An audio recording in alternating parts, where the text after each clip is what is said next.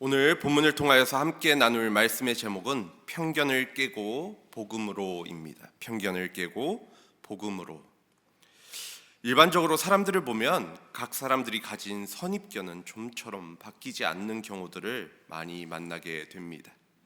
특히 어릴 때 형성된 인식이면 인식일수록 또 주변의 다른 사람들과 공유한, 나와 친한 사람들과 공유한 인식일수록 더 이러한 인식들은 바뀌지 않은 경우가 많이 있는 것을 보게 되는데요. 그래서 다른 인식을 가진 사람들과, 다른 생각을 가진 사람들과 대화를 하게 되면 벽에 부딪히는 듯한 답답함을 느끼게 될 때가 있습니다. 요즘 정치적으로 어려움을 겪는다 이야기를 많이 하지만 정치적으로 서로 상반된 입장이 있는 사람들끼리 대화를 하게 되는 경우 이런 답답함을 서로가 느끼는 경우들이 있다라는 것이지요. 그런데 중요한 문제는 이렇게 형성된 인식이 잘못된 것이라 한다면, 그러니까 그 인식이 바르지 않는 것이라 한다면 삶에 많은 왜곡을 만든다라는 데 있습니다. 오늘 말씀에 등장하는 유대인과 사마리아인들 간에서도 서로에 대한 부정적인 인식이 형성되어져 있는 그러한 관계 속에 있었는데요. 그래서 이러한 상황을 깨고 유대인이 사마리아에서 복음을 전한다라는 것은 우리의 인간의 생각으로서는 불가능한 일, 즉 다시 말해서 성령님의 일하심이 아니고서는 불가능한 일이었습니다. 사실 유대와 사마리아의 관계는 한국과 일본처럼 역사적으로 얽힌 것들이 참 많은 관계 속에 있는데요. 그런데 빌립에 의해서 복음이 사마리아에 전해지게 되었다라는 소식을 이스라엘 사람들이, 특히 예루살렘 교회가 듣게 됩니다. 이 소식에 대한 예루살렘 교회의 반응을 14절은 이렇게 소개를 합니다. 14절 말씀입니다. 예루살렘에 있는 사도들이 사마리아도 하나님의 말씀을 받았다 함을 듣고 베드로와 요한을 보내매. 여기서 사마리아도라는 표현, 이것은 의아하다, 거기까지 복음이 전해졌어? 라는 뜻밖이다라는 뉘앙스가 담겨있는 표현입니다. 그들은 그 소식을 듣고는 사마리아에 정말 복음이 전해진 것이 맞는가라는 반신반의하는 듯한 모습을 보였다라는 것이지요. 이것은 완전히 믿지 못하겠다라는 것보다는 사마리아 사람들이 하나님의 말씀을 받았다라고 하는 데 있어서 정말 그것이 맞는가라는 확인이 필요하겠다라는 생각이 들었다라는 것입니다. 그래서 베드로와 요한을 사마리아로 파송 보내게 되는 것이죠. 분명 성령님이 임하시면 예루살렘과 온 유대와 사마리아와 땅끝까지 이르러 내 증인이 되리라고 예수님이 말씀하셨음에도 사도들은 사마리아에 대한 굳어진 인식, 그 편견들, 거기까지 굳이, 또 거기까지 과연 복음이 이루어갈 수 있을 것인가, 흘러갈 수 있을 것인가 라는 그 굳어진 인식을 깨기 어려웠던 것입니다. 사도행전 2장 17절 말씀은 이것을 이렇게 기록합니다. 하나님이 말씀하시기를 말세에 내가 내 영을 모든 육체에 부어주리니 너희의 자녀들은 예언할 것이요 너희의 젊은이들은 환상을 보고 너희의 늙은이들은 꿈을 꾸리라. 이 말씀은 베드로가 이전에 오순절 설교 가운데 성령의 이끄심을 따라 하나님의 영을 모든 육체에 부어주신다라고 설교했던 장면입니다. 오순절 사건 때 베드로는 이미 하나님이 모든 사람들에게, 모든 육체에게, 모든 영에게 하나님의 영을 부어주신다라고 설교했다라는 것이죠. 모든 육체에는 사마리아 사람들까지도 포함되는 것이 당연합니다. 그런데 정작 사마리아에 복음이 전해졌다라고 하자 과거의 편견들로 예루살렘 교회는 쉽게 그 사실을 받아들이기 어려워했다라는 것입니다. 그래서 이를 확인하기 위해서 파견된 베드로와 요한이 사마리아에 가서 파악한 사마리아인들의 상태에 대해서 15절 16절은 이렇게 이야기를 합니다. 그들이 내려가서 그들을 위하여 성령 받기를 기도하니 이는 아직 한 사람에게도 성령 내리신 일이 없고 오직 주 예수의 이름으로 침례만 받을 뿐이더라. 사마리아 사람들은 하나님의 말씀을 받았고 예수의 이름으로 침례를 받았습니다. 그런데 아직 그들에게 성령이 내리신 일은 없다라고 성경은 기록하고 있죠. 사마리아 사람들은 말씀을 받고 침례를 받았으나 왜 성령을 선물로 받지 못했을까? 이것에 대해서, 이 질문에 대해서 한번 생각해 보시기 바랍니다. 베드로는 예루살렘에서 설교를 할 때 마음에 찔려 우리가 어찌할꼬 하는 이들에 대해서 이렇게 이야기한 적이 있는데요. 사도행전 2장 38절 말씀입니다. 베드로가 이르되 너희가 회개하여 각각 예수 그리스도의 이름으로 침례를 받고 죄 사함을 받으라. 그리하면 성령의 선물을 받으리니. 여기서 베드로가 말한 회개, 침례, 죄 사함, 성령의 선물은 회심에 동반되는 것인데요. 우리는 거듭날 때 성령의 인침을 받게 됩니다. 성령님의 그 함께 하심을 경험하게 되어지지요. 우리가 예수님을 영접하여 하나님의 자녀가 되는 순간 성령님께서는 우리의 마음에 임재해 계시게 되는 것입니다. 그런데 왜 사마리아인들은 말씀을 받고 또 침례를 받았지만 그들에게 성령님이 임하시지 않은 것인가?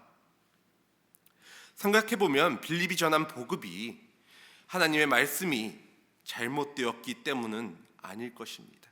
그것이 잘못되어서 그들이 성령의 인도하심을 받지 않은 것은 아니라는 것이죠. 예수님의 12 제자들만이 안수해야지 성령님이 임하시는 것도 아닐 것입니다. 그렇기에 그 조건이 무엇이었을까 생각해 볼 필요가 우리에게는 있습니다. 그래서 일부 사람들은 이 구절을 근거로 해서 회심과 성령 침례를 구분하기도 하는데요. 회심 따로, 또 성령 침례를 따로 받아야 한다라고 구분하는 사람들이 있다라는 것입니다. 그러나 성경이 일관되게 전하는 말씀은 우리가 거듭나는 순간 성령님은 우리 안에 임재하고 계신다라는 것이었습니다. 물론 자신에게 성령님이 계시다는 것을 깨닫는 것과 성령님의 은사를 확인하는 것은 거듭난 순간이 아니라 신앙의 성장 과정이 나타나는 경우가 훨씬 더 많이 있습니다. 내가 예수님을 믿겠다 고백하고 또 예수님을 주라 시인하고 또 믿어질 때 성령님이 우리 안에 체험되어지는 것보다 사실은 그 신앙생활을 하는 과정들 속에서 주님이 나와 함께 하신다라는, 그 성령님이 나와 함께 하신다라는 것을 경험하게 되는, 그것이 더 뒤늦게 나에게 체험되어지게 되는 경우가 더 많이 있다라는 것이죠. 하지만 그러한 일들이 일어나지 않는다 할지라도, 그러한 어떤 드라마틱한 상황들이 일어나지 않는다 할지라도 우리 안에 성령님께서 안 계셨던 것은 아니라는 것입니다. 이미 그 안에 함께하고 계시다라는 것이죠. 이것은 마치 우리가 갓난아기일 때 분명히 그 안에 생명이 있지만 스스로가 내가 생명이 있구나라는 것을 깨닫는 것은 훨씬 나중의 일인 것과 같습니다. 이것은 마찬가지로 우리가 예수 그리스도를 주님으로 고백하고 믿는 순간 성령님께서는 우리가 그것을 느끼지 못하느냐와 상관없이 함께하고 계신다라는 것이지요. 그런데 사도들은 거듭나 침례를 받았는데 그럼에도 불구하고 사마리아인들에게 성령님은 임하지 않는 이상한 상황을 확인하게 된 것입니다. 성경은 사도들이 이러한 상황을 확인하고 안수하여 기도하였을 때 비로소 성령님의 인치심을 받았다라고 기록하고 있습니다. 이것은 하나님께서 교회의 유익을 위해 의도적으로 성령님의 임하심을 지연시킨 것이라고 우리는 생각해 볼 수 있는데요.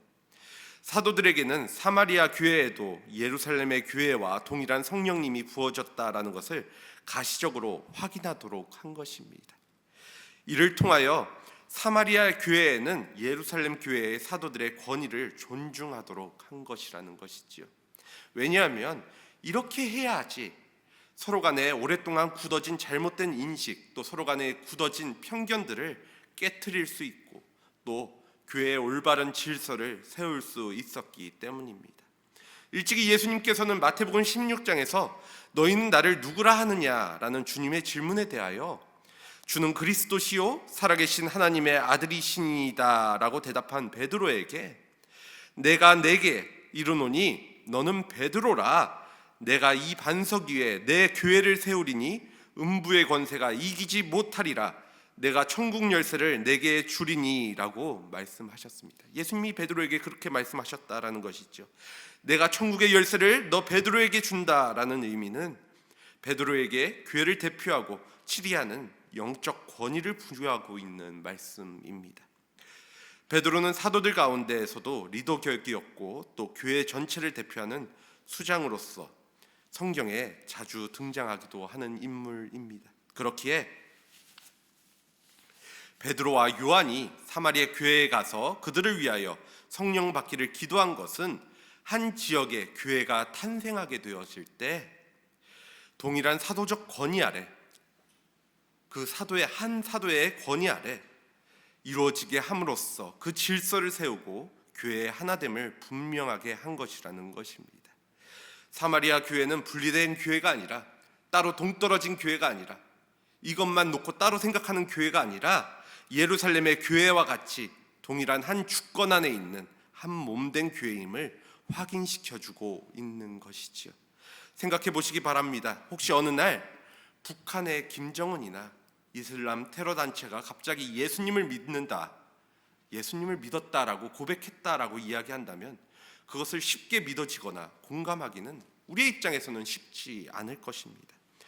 만약 이들에게 정말로 놀랍게 회개의 대각성 운동이 일어난다고 한다면 사실 우리의 마음속에는 어떠한 마음이 들까요? 솔직하게 인간적인 마음으로만 들여다본다면 결코 이 사실이 쉽게 믿어지지도 않을 것이고, 그들이 예수 믿었다라는 사실이 쉽게 믿어지지도 않을 것이고, 또 그 사실이 사실 마음 한편으로는, 인간적인 마음 한편으로는 마냥 즐겁지도 않고 또는 참 잘된 일이라 이야기하기도 쉽지 않을 수 있습니다. 마음 한편에 부담이 있을 수 있다라는 것이죠. 그런데 내가 경험했던 성령의 체험을 그들도 동일하게 체험했다라는 것을 확인한다면, 그들에게도 성령님이 임하셨다라는 것을 우리가 확인한다면, 즉 내게 베푸신 그 은혜를 하나님께서 저들에게도 함께하여 주셨다, 저들에게도 그 은혜를 부어주셨다, 일하셨다라는 것을 우리가 확인한다면 우리의 인간적인 인식을 또 한계를 뛰어넘어서, 그 연약함을 뛰어넘어서, 우리의 편견을 뛰어넘어서, 즉 나의 편견을 뛰어넘어 이 사실을 믿고 기뻐할 수 있지 않을까 생각해 보게 됩니다. 그러면 그들이 예수 믿었다는 사실이 단순하게 정말 그럴까?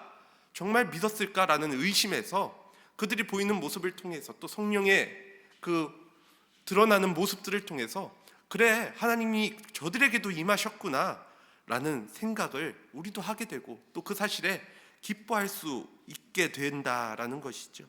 오늘날에도 이러한 역사가 일어나기를 많은 사람들이 기도하고 있습니다.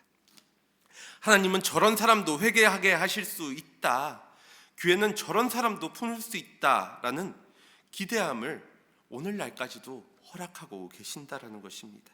교회는 민족적 선입견이나 개인적 편견을 넘어서서 주님 안에서 하나 되게 할 수 있는 공동체라는 사실을 기억하셔야 합니다.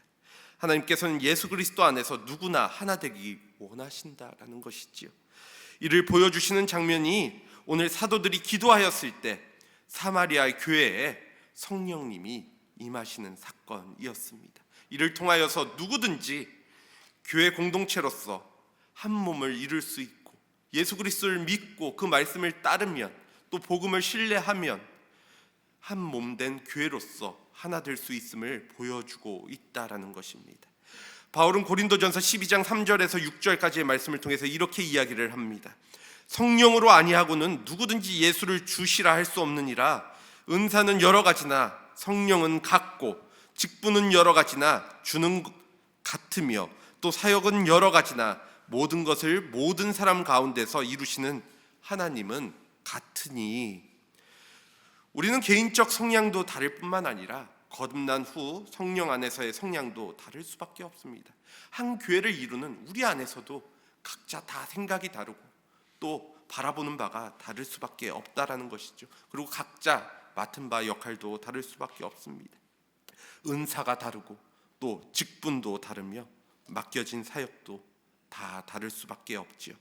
그러나 우리는 같은 예수님을 주님이라 시인하고 같은 성령님을 통해서 은사와 직분을 받았으며 같은 하나님께서 이루고자 하시는 사역을 각자의 자리에서 감당하고 있는 사람들입니다. 그렇게 우리가 하나 되지 못하고 있다라고 한다면 그때 우리의 잘못된 인식을 고쳐달라고 기도할 수 있기를 원합니다. 그럴 때 편견이라는 꺼풀을 벗겨내고 하나님께서 하나 되게 하신 것을 힘써 지키는 교회가 되게 해달라고 기도할 수 있어야 한다라는 것이지요. 다시 본문으로 돌아가 두 사도가 사마리아에 성령을 내려주길 기도하자 각 사람에게 성령이 임하게 됩니다. 성령을 받게 되어지죠. 17절 말씀입니다. 이에 두 사도가 그들에게 안수함에 성령을 받는지라. 이들은 그때 성령을 받았다라는 것을 어떻게 알 수 있었을까? 아마 유대인들에게 처음 성령님이 임하셨던 오순절 마가의 다락방에서의 일과 같은 현상이 일어났을 것이라고 많은 사람들은 보고 있습니다. 왜냐하면 앞에서 말씀드린 것처럼 이런 가시적인 현상이 교회의 하나됨, 또 교회의 유익을 위해 필요했을 것으로 보고 있기 때문이죠. 그런데 이 놀라운 광경을 마술사 출신의 시몬이 보고 있었습니다. 18절, 19절 말씀입니다. 시몬이 사도들의 안수로 성령 받는 것을 보고 돈을 들여 이르되 이 권능을 내게도 주어 누구든지 내가 안수하는 사람은 성령을 받게 하여 주소서 하니, 이렇듯 시몬은 성령을 받는 신비한 광경을 보고서 그 권능을 사도들에게 돈을 주고 사고 싶어 하는 마음을 가졌습니다.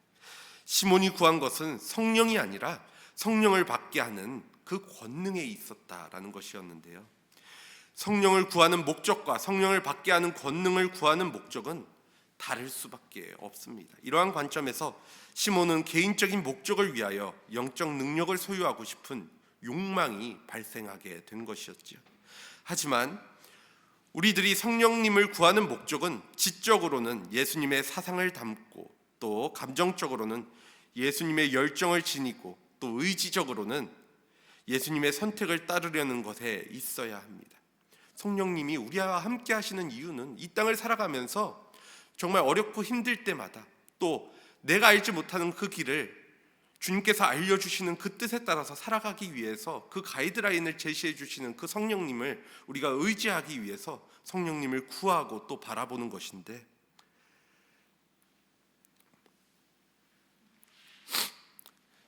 시몬은 그렇지 못했다라는 것이죠. 우리가 예수님의 제자로 하나님이 기뻐하시는 일을 감당하시기 원하기에 우리는 성령을 구하는 것을 기억해야 한다라는 것입니다. 베드로는 이와 같이 시몬의 요구가 사마리아 교회에 얼마나 해악이 되는지 잘 알고 있었습니다. 그것은 예루살렘 교회의 아나니아와 삽비라의 죄와 같은 것이었다라고 베드로는 본 것이죠. 그래서 베드로는 이렇게 대답을 합니다. 20절 21절 말씀입니다. 베드로가 이르되 내가 하나님의 선물을 돈 주고 살 줄로 생각하였으니 내 은과 내가 함께 망할지어다. 하나님 앞에서 내 마음이 바르지 못하니 이 도에는 내가 관계도 없고 분깃될 것도 없느니라. 아나니아와 삽비라가 돈 때문에 이미 망하였는데 너도 내 은과 함께 망할 것이라고 냉혹하게 베드로는 그를 냉혹하게 꾸짖은 것이지요.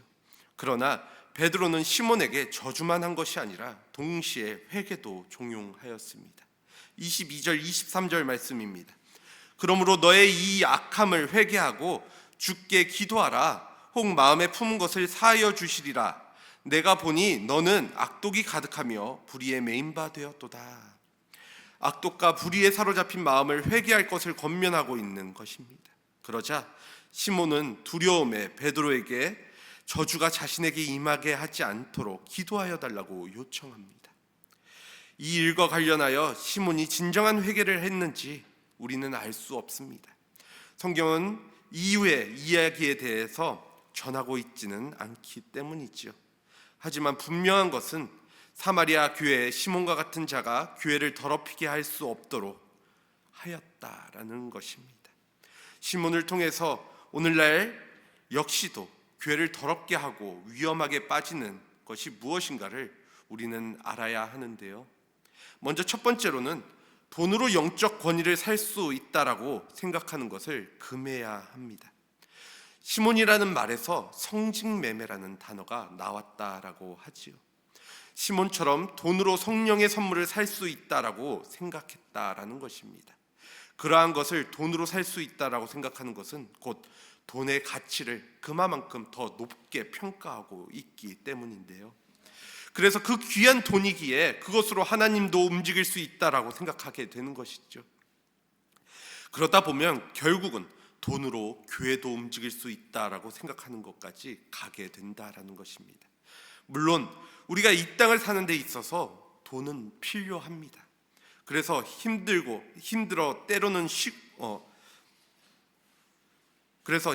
때로는 쉬고 싶지만 일을 그만두지 못하는 경우도 많이 있습니다. 교회에서 주의 일을 하는 데 있어서 역시도 돈이 필요하다라는 것은 자명한 사실이죠. 그러나 돈이 필요하다라고 해서 그것이 성직 매매와 같이 혹은 은사를 주고 사고 파는 것과 같이 교회에 직분을 주는 기준이 되어서 또 은사를 주는 기준이 되어서는 안 된다라는 것입니다. 앞서 언급드렸던 것처럼 주님의 나라를 위해 물질적인 기여를 많이 하는 것이 분명 귀한 섬김입니다. 그것이 때로는 하나님께서 누군가에게 물질을 많이 맡겨주신 이유가 될 수도 있습니다. 하지만 그러나 교회의 직분은 성령과 지혜가 충만한 사람, 또 사람들에게 신뢰받은 사람이 맡아야 한다라는 것이죠. 물론 이 둘이 함께 나타날 수 있으면 더더욱 좋겠지만 말입니다. 하지만 만약 물질의 기여만으로 교회의 중요한 직분을 가지게 된다라고 한다면 교회 안에 물질이 곧 하나님의 축복이라는 배금주의를 낳게 될 것입니다. 이러한 것들이 교회를 병들게 만드는 것을 우리는 이미 많이 보았다라는 것이죠. 두 번째, 교회를 위험에 빠뜨리는 것은 성령을 사람이 나누어 줄 수 있다라고 생각하는 것입니다. 시몬은 베드로가 성령의 선물을 받게 하는 것을 보면서 자신에게도 달라고 요청을 하는 것을 보게 되지요. 베드로가 주었으니 베드로가 그 능력을 다른 이들에게도 또 자신에게도 줄 수 있다라고 생각한 것입니다. 베드로가 주체가 되어서 주었다라고 생각하게 되었다라는 것입니다. 요즘도 이러한 사역이 유행하고 있는 경우들을 종종 보고는 합니다. 최근에 유튜브에 어떤 청년이 자신이 하나님의 기름을 부음 받은 자라고 이야기를 하면서 자신이 받은 성령의 능력을 나누어 전혀 모르는 사람에게 목사 안수를 주는 영상도 보았습니다. 자신도 그렇게 되어서 은사를 받았다, 자기도 그러한 능력자다라고 이야기하면서 전혀 정규 과정을 이수하지도 않는 사람에게 어떠한 증명되어지지 않는 사람한테 목사 안수를 주는 것들이 버젓이 유튜브에 나오고 있다라는 것이죠. 요즘도 이러한 사역이 유행하고 있는 경우들을 종종 본다라는 것입니다. 성령의 신비한 은사를 가진 큰 능력자가 그것을 사모하는 사람들에게 전달하는 일들을 영상으로 남기고 올리는 그러한 일들이 비일비재하다라는 것이죠. 이러한 것이 가능하다고 생각하는 것이 오늘 말씀에 나오는 시몬의 생각이었습니다. 하지만 성령의 능력은 사람이 주는 것이 아니라 성령님께서 판단하시고 주는 것임을 분명하게 아셔야 합니다. 베드로를 통해서 이루어진 것이지 베드로가 주고자 해서 준 것이 아니라는 것입니다. 성령의 능력을 사람이 다른 사람에게 자신의 의지로 줄 수 있다고 생각하는 것은 곧 그리스도보다 사람을 높이는 모습이 되어지게 되는 것이죠. 내 의지로 성령의 능력을 복사하거나 물건처럼 다른 사람에게 넘기고 하는 일이 인간의 능력으로는 불가능하다라는 것을 깨달으셔야 한다라는 것입니다. 이러한 모습은 지금 당장은 굉장히 신비롭게 보이기에 사람들을 끌어모이는데 도움이 될 수 있을지는 모르겠지만 거짓 능력의 결말은 항상 교회를 망가뜨리는 것임을 아셔야 합니다.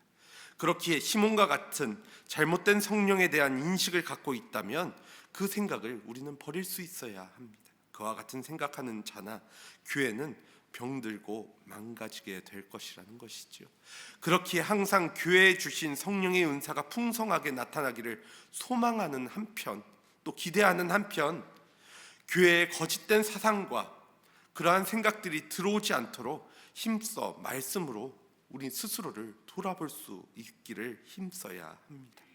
이제 말씀을 정리합니다. 오늘 베드로와 요한 두 사도는 사마리아에 와서 빌립을 통해 일어난 하나님의 역사를 목격하고, 또 사마리아 교회의 성도들도 유대교회의 성도들과 동일한 주님의 한 모임을 확인하는 장면들 우리는 확인할 수 있었습니다. 또한 시몬을 배격함으로써 사마리아 교회를 정결하게 하였습니다. 자신들의 사명을 마친 두 사도는 예루살렘으로 돌아가지요. 25절 말씀입니다. 두 사도가 주의 말씀을 증언하여 말한 후 예루살렘으로 돌아갈새 사마리아인의 여러 마을에서 복음을 전하니라. 사마리아인의 여러 마을에서 복음을 전하니라. 오늘 말씀 마지막은 예루살렘으로 돌아가는 길에 사마리아의 여러 마을에서 복음을 전했다라고 기록하고 있습니다. 이 둘이 다시 돌아가는 그 길 속에서, 그 여정 속에서 이방인이라 여겼던 그 사마리아인들, 배격했던 그 사마리아인들에게 복음을 전하는 모습을 보여주고 있다라는 것이죠. 처음 사마리아를 방문했을 때 그들이 복음을 받아들일 수 있을 것이라는 것에 대한 편견을 가지고 있었던 모습과는 완전히 달라진, 변화된 모습을 보여주고 있다라는 것입니다. 사도들은 성령님께서 자신들의 굳어진 인식을 깨뜨리고자 이처럼 그들에게도 복음을 전하는 일에 즉각적으로 순종하였습니다. 사마리아 사람들도 하나님께서 사랑하시는 동일한 하나님의 백성이라는 것을 깨닫게 되어지자, 그 사실을 확인하게 되어지자 예루살렘으로 돌아가는 길에 만나는 사람들에게, 또 사마리아 사람들에게 복음을 전하게 된 것이죠. 우리가 교회에서 말씀을 듣고 개인적으로 말씀을 묵상하면서 깨우침이 있을 때 우리는 이를 삶에 적용하도록 힘써야 합니다. 아무리 예배에서 감동을 받았고 또 내가 말씀을 바라보면서 그래, 이 말씀이 정말 귀하지, 하나님의 뜻일지, 하나님의 뜻을 깨달았어 라고 하여도 그것이 우리의 삶의 순종의 삶으로 나타나지 않는다면, 이어지지 않는다면 그 깨달음은 내 것이 될 수 없다라는 것입니다. 깨닫고 순종할 때 주님께서는 우리를 다음 단계로 인도하십니다. 어떻게 사마리아가 없이 땅끝까지 이르러 복음이 전해질 수 있었을까 생각해 보시기 바랍니다. 그들에게 있어서 그것이 그 절벽과 같은 곳이었는데, 복음으로 인해서 그 마지노선과 같은 곳이었는데 사마리아에 복음이 전해지니까 그 이후에 있는 그 땅들까지도 복음이 전해지는 모습을 보게 됩니다. 주님의 더 깊은 자리까지로 나아가는 길은 단번에 갈 수 있는 길이 아니라 작은 순종과 또 우리가 실천할 수 있는 그 작은 실천들이 계속하여서 이루어지는 것임을 기억하셔야 합니다. 우리가 완성시키고자 하는 그 모습들, 또 하나님께서 우리에게 보여주신 그 놀라운 비전들을 생각해 보았을 때 그것은 단번에 일어나는 것이 아니라 우리가 각자의 자리에서 각자의 역할들을 조금씩 해 나갈 때 그 일들을 완성시키는 것을 보여주신다라는 것이죠. 분명 우리가 가진 인식과 관점들은 완전할 수 없습니다. 우리도 모르게 형성된 인식들 중에는 편견과 거짓이 있을 수 있다라는 것이죠. 그러한 것들이 우리 가운데 있다라고 한다면 신앙생활 중에 주님께서 깨뜨려 주시기를 기도할 수 있기를 원합니다. 그리함으로 우리 안에서 성령의 풍성한 능력들이 나타나길 소망하고 다양한 은사들이 드러나길 기대해야 한다라는 것이죠. 또한 그 안에서 성도와 교회를 망가뜨리는 비성경적인 사상과 관습은 잘 분별하여서 신앙 안에서 배격할 수 있어야 합니다. 이러한 과정 속에서 말씀과 성령님의 인도하심을 따라 순종하고 실천함으로 우리 교회가 더욱더 성숙되어지고 또 주님의 뜻을 성취하는 교회 되어지기를, 그렇게 건강한 교회 되어지기를 간절히 소원해 봅니다. 이 시간 함께 기도하도록 하겠습니다.